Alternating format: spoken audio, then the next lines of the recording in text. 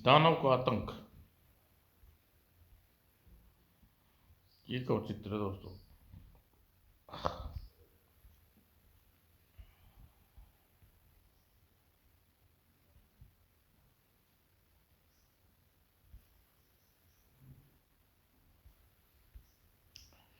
कई साल पहले की बात है। हिंद महासागर में एक विचित्र प्राणी को देखा गया। अरे बाप रे, ये पहाड़ जैसा जानवर कहाँ से आ गया? जान बचाने के लिए मछुआरा नाव छोड़कर समुद्र में कूद गया। यह सारा नज़ारा दूर से जाते पानी के जहाज ने देख लिया और उसे खत्म करने के लिए तो वो से वार किया। और चलाओ, लगता है अभी नहीं मरा।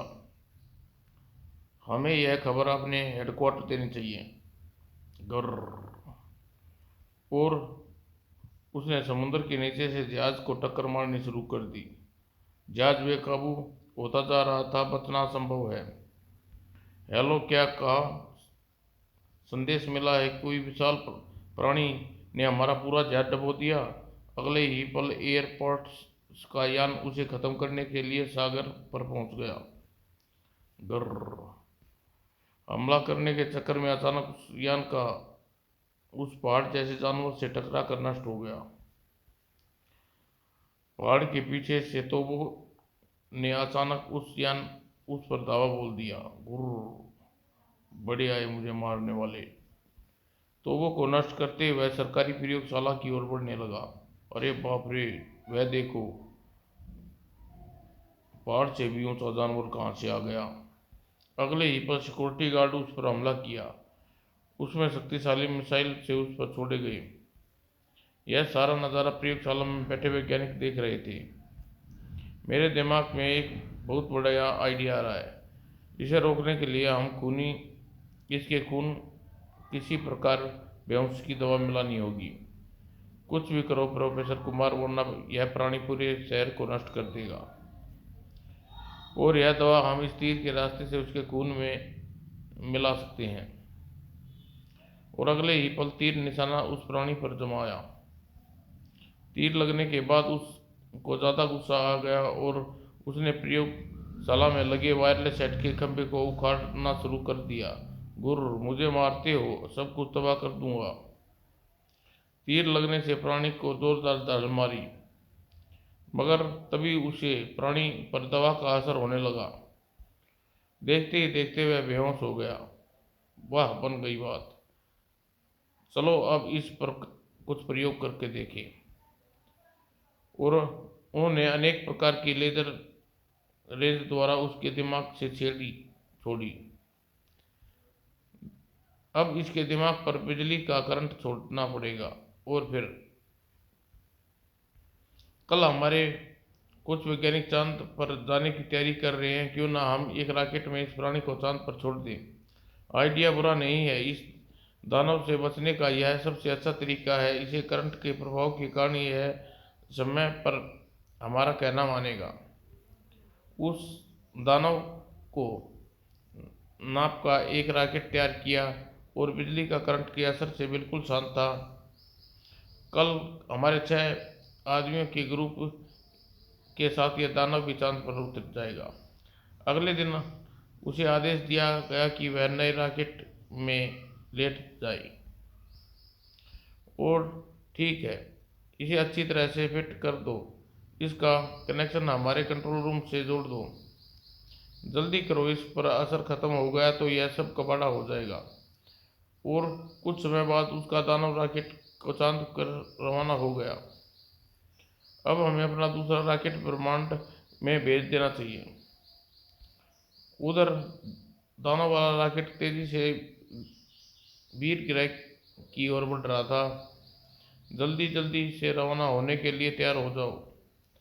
वीर ग्रह पर कुछ विचित्र प्राणियों के वास था। लगता है कोई यान हमारे ग्रह पर उतर रहा है। चलो चल कर देखिए। वैज्ञानिक का यान ग्रह पर पहले ही उतर गया। आह, कितना विचित्र ग्रह है। यहाँ पर हमें वैज्ञानिक की बहुत सी आवश्यक चीज़ें मिलेंगी जिनकी हमें वर्षों से खोज थी। तभी किसी ने उन पर हमला बोल दिया। वो सावधान हो जाओ। पृथ्वीवासियों ने भी हमले का जवाब गोलियों से दिया। इनको खत्म करना जरूरी है। यह पृथ्वी पर धावा बोल सकते हैं। कोई बात नहीं, हम उनसे ज्यादा शक्तिशाली है, विजय हमारी होगी। तभी वह यान भी ग्रह पर उतर गया जिसमें दानव सो रहा था। चलो सामने खड़े दुश्मनों का बेड़ा गर्क कर दो। अरे खड़े खड़े देख क्या रहे हो, आगे बढ़ो। चले मेरे पीछे पीछे आओ और डरो मत। ये विशाल जानवर लगता है इनका मित्र है। ग्रहवासियों ने भी दानव पर वार किए मगर उस पर कोई असर नहीं हुआ। हम और ज्यादा शक्तिशाली हथियार लाना चाहिए। अगले ही पल विचित्र तो कवार दानव घबरा गया। दानव तुम क्या कर रहे हो? इन पर वार क्यों नहीं करते? घर, अरे बाप रे, अगर इस पर करंट का असर खत्म हो गया तो यह हम सबको नष्ट कर देगा। तोप के वार से दानव को ज्यादा खुखार हो गया था। ग्रह के प्राणी ज्यादा शक्तिशाली हैं क्योंकि इनकी संख्या बहुत ज्यादा है। कुछ समझ में नहीं आता क्या किया जाए। सामने से ग्रहवासी लगातार वार कर रहे थे। धड़ाम। जान बचाने के लिए इस चट्टान के पीछे छुपे रहो। अब वह दानव पर बिजली का प्रभाव खत्म हो गया और उसने अपने यान को नष्ट कर दिया। ओह, तो अब मुझे मारना चाहते हो? शायद तुमने मेरा गुस्सा देखा नहीं। पूरे ग्रह को मिट्टी में मिला दूंगा। अगले ही पल दानव तोप पर की ओर झपटा और उसे इस प्रकार मरोड़ दिया जैसे कोई लकड़ी की टहनी को मोड़ तोड़ देता है। कड़ाक। अरे बाप रे, इसमें दोबारा पूरी शक्ति आ गई। इसने तो अपने यान नष्ट कर दिया। अब हम पृथ्वी पर नहीं जा सकते। कहीं हम भी इसकी चपेट में आ गए तो चलो यहाँ से भाग चलें। दोनों दानव को ग्रह पर छोड़ वैज्ञानिक पृथ्वी की ओर रवाना हो गए। अगर यह दानव न होता तो हम अपनी जान बचानी मुश्किल हो जाती। हमने एक तीर से दो निशाने लगाए हैं। दानव को मुक्ति मिल गई, दूसरा ग्रहवासियों का काम तमाम कर दिया। अगले दिन समाचार पत्रों में वैज्ञानिकों की अकल और शक्ति की सराहना की गई।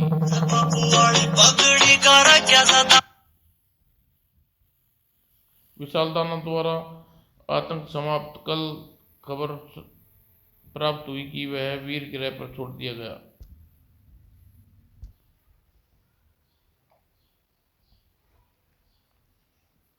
लोमड़ी और आलसी तोता।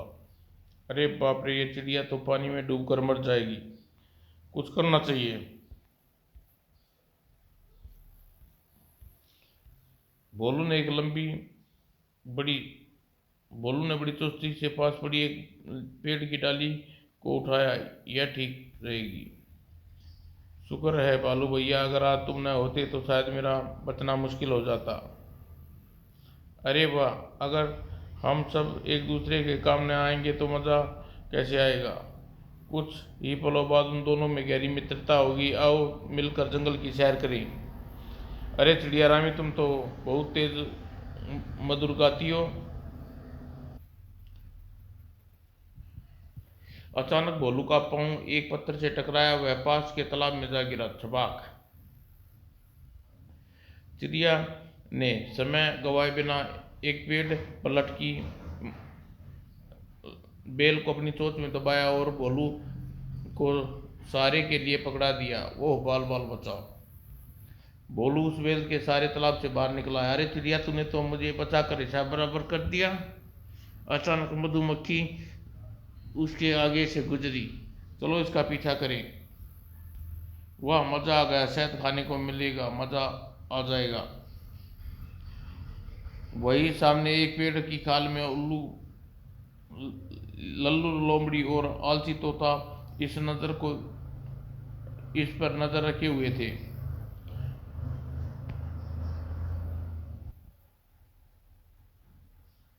अरे आलसी, हम इस शहद को खाने के लिए कब से ताक लगाए हुए थे और इन दोनों ने हमारी सारी योजना बिगाड़ दी। खैर, कोई बात नहीं, हम दोनों मुझसे बचकर कहाँ जाएंगे। काफी शहद हो गया, हमें चलना चाहिए। शहद लेकर बोलू वापस चल दिया। चलो हम भी निडर होकर शहद निकालना शुरू कर दें। मगर दोनों ने शहद खाता देख मधुमक्खियों को गुस्सा आ गया और देखते ही देखते उन दोनों का बुरा हाल कर दिया। अरे बाप रे, मेरे बाप की तो, अब भागो यहाँ से। जैसे तैसे पानी में कूद कर दोनों ने जान बचाई। हाय राम, जान बची लाखों पाई। उधर ठहरो बोलू, आगे खतरा है। क्या? यह क्या चक्कर है? अरे यह तो दूसरी ओर जा रहे हैं, हमारी योजना का कबाड़ा हो गया। आखिर कब तक बचेगा? चलो दूसरी तरफ से चलकर भांसने की कोशिश करते हैं। तभी चिड़िया ने भोलू को दोबारा सचेत किया, भैया आगे खतरा है। मुझ मुझे सबसे पहले इस कम्बक चिड़िया का कबाड़ा करना होगा। मज़ा आ गया। बस आज दाना खाना खाते ही इस चिड़िया को उड़ना मुश्किल हो जाएगा। वाह, दाना पड़ा है, इसे खा लूँ, फिर आगे आगे जाऊंगी। चिड़िया खाने के लिए मगन हो उठी, बोलू को भूल गई। अरे बाप रे, काफ़ी समय हो गया, बोलू न जाने कहाँ होगा। चिड़िया काफ़ी कोशिश की पर वह उठ न सकी। लगता है मैंने कुछ ज़्यादा ही खा लिया, अब क्या करूं। उधर बोलू अपनी धुन में बेखबर आगे बढ़ता जा रहा था। वह बन गई बात, बोलू इधर ही आ रहा है, तैयार हो जाओ। एक दो और तीन। अरे बाप रे, ये क्या मुसीबत है। कुछ समय बाद उन दोनों का असर कम हुआ, दाने का असर कम हुआ, कारण चिड़िया कुछ कुछ उड़ने लगी। अब मुझे फौरन बोलू को ढूंढना चाहिए। और अब उसका मतलब उन्हें बोलू को धोखे से गड्ढे में गिरा दिया। ठीक है, यह बेल ठीक रहेगी। उन दोनों बदमाशों ने मुझे गड्ढे में गिरा कर मेरा शहद से प्याला भरा रख लिया। अब कब तक दोनों ज़्यादा दूर नहीं गए, भाग पाए होंगे। ठहरो कमबख्त, तो भाग कर कहाँ जाते हो, अभी मैं दिखाती हूँ। घबरा करने के कारण लल्लू ने सामने पत्थर पर नजर नहीं आया और एक जोरदार ठोकर लगी, धड़ाम। हा हा हा, बड़े आए थे हमें मारने वाले। सच चिड़िया, मित्र हो तो तुम्हारे जैसा। छोड़ो बातें, छोड़ो और दूसरे शहद का प्रबंध करो। आलसी पिल्लू। पिल्लू कुछ दिन से बहुत आलसी होता जा रहा था। वह अपने से छोटे जानवरों को तंग कर अपनी वीरता समझता था। डरपोक कहीं की, हिम्मत है तो मुझसे लड़ कर दिखा। खबरदार, जो कि छोटे जानवरों को तंग किया, हिम्मत की तो बड़े जानवरों पर हाथ लगा कर दिखा। पता नहीं मम्मी मुझ इतना डरपोक क्यों समझती है। अब तो मैं अपने से ज़्यादा शक्तिशाली को हरा के दिखाऊंगा। यह चुट्टू ठीक ठीक रहेगा। अरे यह कहीं पागल तो नहीं हो गया। और इधर एक मधुमक्खी अपने चक्कर में लगी हुई थी। ठीक उसी मधुमक्खी के पास खड़ा एक विशाल कुत्ता को अपने डंक मार दिया कमबख्त ने। और दर्द के मारे कुत्ता भागने लगा। अरे वाह, इतना बड़ा कुत्ता मुझसे डर कर भाग गया। अरे मम्मी तो मुझे बहुत ही डरपोक कहती है। बस फिर क्या था, उसके बाद पिल्लू को एक अजीब अकड़ आ गई थी। अरे मुझे देखकर इस तरह घोड़े ने जगह क्यों नहीं दी, इसकी यह मजाल। और फिर थक गया पिल्लू और बैठ गया, मगर घोड़े न हिला। लगता है इसे मेरी शक्ति का अनुमान नहीं। अभी मजा सिखाता हूँ। अब मम्मी को यही दिखाऊंगा कि बड़े बड़े जानवरों को अपनी उंगली पर कैसे नचाता हूँ। अचानक पिल्लू ने पाँव से टकरा कर बग्गी पर रखा एक पेटी घोड़े पर आ गिरी और वह बिदक गया। हाँ हाँ, देखो कैसे डर रहा है मुझसे। और उछलती हुई घोड़ा गाड़ी तरह तरह का सामान सड़क पर गिरता जा रहा था। काफी दूर जाने पर पिल्लू गाड़ी से उतरकर अपने घर की ओर रवाना हो गया। अब मम्मी को बताऊंगा कि छोटे नहीं बड़े जानवरों को भी अपनी उंगली पर नचाता हूँ। मम्मी, मम्मी, अभी मैंने एक घोड़ा गाड़ी वाले घोड़े को अपनी उंगली पर नचाया। अब आप मानेंगी कि मैं बड़े जानवरों को से नहीं डरता। ओह, तो वह तुम थे जिसने घोड़े गाड़ी से पहिया गिराया। जरा एक मिनट ठहरो, मैं अभी अभी खेलने का मजा चखाती हूँ। समाप्त दोस्तों।